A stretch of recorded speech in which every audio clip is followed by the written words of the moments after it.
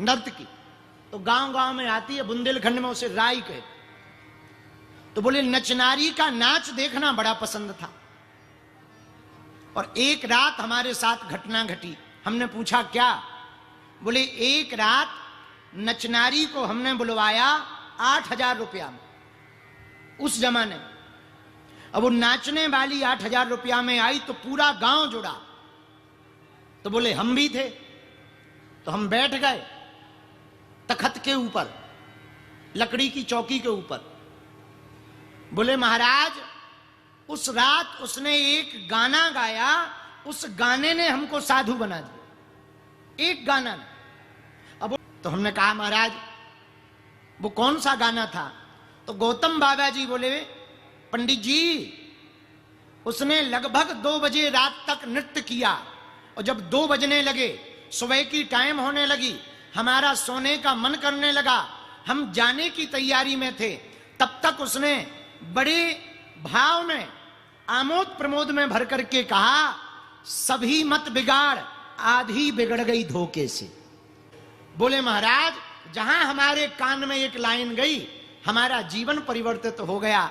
हमारे अंदर ही अंदर भाव प्रकट भय कि कितनी ऊंची बात ये गायिका नर्तकी नृत्य करने वाली कह रही है कि आधा जीवन तो धोखे से बिगड़ गया, अब तू पूरा जीवन मत बिगाड़ ले, से चेत जा, सावधान हो जा। उसी समय हमने कपड़ा त्याग दिए, घर बार त्याग दिया और सदा सदा के लिए राम जी के हो गए। हनुमान जी महाराज सत्संग के इसलिए प्रेमी हैं, मानो वो कहना चाहते हो आप सत्संग में बैठोगे तो पता नहीं ऐसी कौन सी बात आपके हृदय को चोट कर जाए, आपके दिल को लग जाए, आपके हृदय को छू जाए कि अंदर तो भाव भरा है, बस उसके ऊपर कपड़ा लग गया माया का।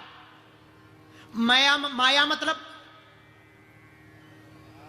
ये मेरा, ये तेरा, इस माया का कपड़ा जो हमारे मन में लग गया है, तो भक्ति ही अंदर है, तो भक्ति अंदर, पर होती क्यों नहीं? माया का कपड़ा लग गया। जैसे सूर हो पर बादल आ जाए। एक महात्मा जी रहते थे, उनके पास में मणि थी, पारस मणि। पारस मणि के बारे में लोग कहते हैं कि जिसके पास पारस मणि होती है वो बड़ा धनवान बन जाता। क्यों? बोले लोहा को छुआओ तो वो सोना बना दी। उसने सोचा पारस मणि है, चलो ले आए।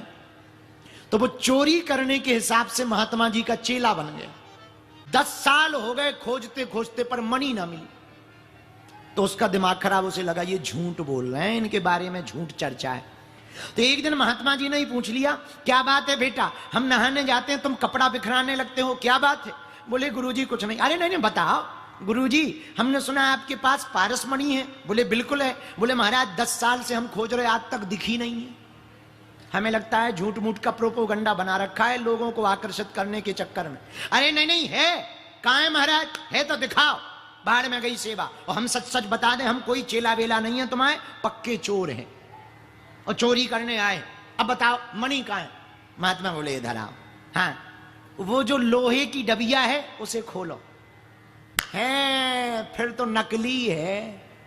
क्यों महाराज, हमें उल्लू समझ रखा है क्या? हमें पता है लोहे को पारस मणि छुपाओ तो सोना बना देती है, अगर असली है तो फिर लोहे की डिब्बी में कैसे? वो तो हमें भी ज्ञान था, हमने डिब्बी जानबूझ के नहीं देखी कि लोहे में तो हो ही नहीं सकती। ऐसे ही डिब्बी को खोला तो पारस मणि तो थी, असली थी, बस कपड़े में लपटी हुई थी।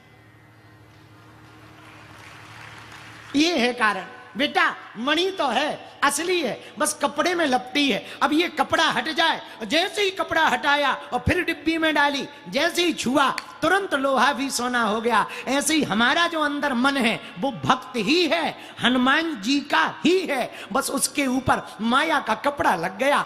शुद्ध हो जाओगे, इसी को कहते हैं शुद्ध होना। और शुद्ध हो जाओगे तो सिद्ध हो जाओगे, सिद्ध हो जाओगे तो प्रसिद्ध हो जाओगे। बोलो सीताराम।